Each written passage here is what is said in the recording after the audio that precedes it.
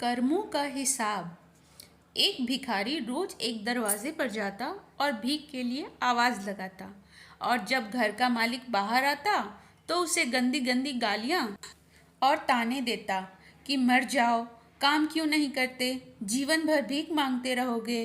कभी कभी गुस्से में उसे धकेल भी देता, पर भिखारी बस इतना ही कहता कि ईश्वर तुम्हारे पापों को क्षमा करे।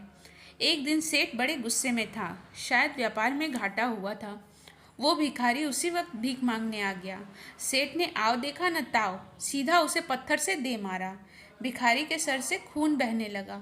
फिर भी उसने सेठ से कहा कि ईश्वर तुम्हारे पापों को क्षमा करे, और वहाँ से जाने लगा। सेठ का गुस्सा थोड़ा कम हुआ तो वो सोचने लगा कि मैंने उसे पत्थर से भी मारा, पर उसने बस दुआ दी। इसके पीछे क्या रहस्य है, जानना पड़ेगा। और वह भिखारी के पीछे चलने लगा।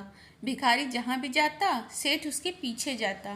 कहीं कोई उस भिखारी को कुछ भीख दे देता तो कोई उसे मारता, जलील करता, गालियाँ देता। पर भिखारी इतना ही कहता कि ईश्वर तुम्हारे पापों को क्षमा करे। अब अंधेरा हो चला था। भिखारी अपने घर लौट रहा था। सेठ भी उसके पीछे था। भिखारी जैसे ही अपने घर लौटा, एक टूटी फूटी खाट पे एक बुढ़िया सोई थी, जो भिखारी की पत्नी थी। जैसे ही उसने अपने पति को देखा, उठ खड़ी हुई और भीख का कटोरा देखने लगी। उस भीख के कटोरे में मात्र एक आधी बासी रोटी थी। उसे देखते ही बुढ़िया बोली, बस इतना ही और कुछ नहीं? और ये आपका सर कहाँ फूट गया?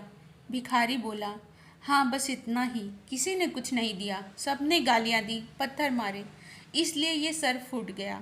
भिखारी ने फिर कहा, सब अपने ही पापों का परिणाम है। याद है ना तुम्हें, कुछ वर्षों पहले हम कितने रईस हुआ करते थे? क्या नहीं था हमारे पास, पर हमने कभी दान नहीं किया। याद है तुम्हें वो अंधा भिखारी? बुढ़िया की आंखों में आंसू आ गए और उसने कहा, हाँ, कैसे हम उस अंधे भिखारी का मजाक उड़ाते थे, कैसे उसे रोटियों की जगह खाली कागज़ रख देते थे, कैसे हम उसे जलील करते थे, कैसे हम उसे कभी कभार मार भी देते थे और ढकेल भी देते थे। अब बुढ़िया ने कहा, हाँ सब याद है मुझे, कैसे मैंने भी उसे राह नहीं दिखाई और घर के बने नाले में गिरा दिया था। जब भी वह रोटियां मांगता, मैंने बस उसे गालियां ही तो दी। एक बार तो उसका कटोरा तक फेंक दिया। और वो अंधा भिखारी हमेशा कहता था कि तुम्हारे पापों का हिसाब ईश्वर करेंगे, मैं नहीं। आज उस भिखारी की बद्दुआ और हाय हमें ले डूबी। फिर भिखारी ने कहा, पर मैं किसी को बद्दुआ नहीं देता, चाहे मेरे साथ कितनी भी जाति क्यों न हो जाए। मेरे लब पर हमेशा दुआ ही रहती है, क्योंकि मैं नहीं चाहता कि कोई और इतने बुरे दिन देखें। मेरे साथ अन्याय करने वालों को भी मैं दुआ ही देता हूँ, क्योंकि उनको मालूम ही नहीं वो क्या पाप कर रहे हैं, जो सीधा ईश्वर देख रहे हैं। जैसी हमने भुगती है, कोई और ना भुगते। इसलिए मेरे दिल से बस अपना हाल देख दुआ ही निकलती है। सेठ चुपके चुपके सब सुन रहा था। उसे अब सारी बात समझ में आ गई थी। बूढ़े बुढ़िया ने आधी रोटी को मिलकर खाया और प्रभु की महिमा है बोलकर सो गए। अगले दिन वह भिखारी भीख मांगने फिर सेठ के यहाँ गया। सेठ ने पहले से ही रोटियां निकाल कर रखी थी।